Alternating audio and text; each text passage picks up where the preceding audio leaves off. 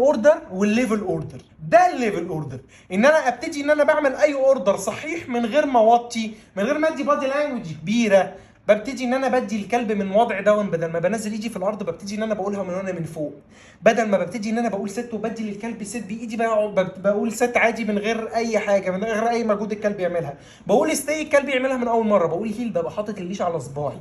فكره الاوردر مش ان انت تعمل اوردر وخلاص. عيل 5 سنين يعمل اوردرين 3 في يوم، لكن الفكره ان انت تكون متقن للاوردر، وان انت توصل النتيجه ان هي تبقى نتيجه بروفيشنال، والكلب بيشتغل في اي حته مهما كانت.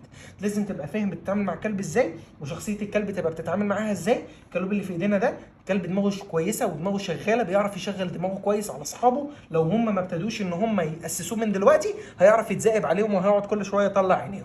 بس ما تنسوش تنشفوا وتقولوا نشفتوا، وتجمدوا وتقولوا جمدتوا، وتستنونا في حلقه جديده. ويا بطاطس، ونختم الحلقه بقى ايه بايد الولد ده.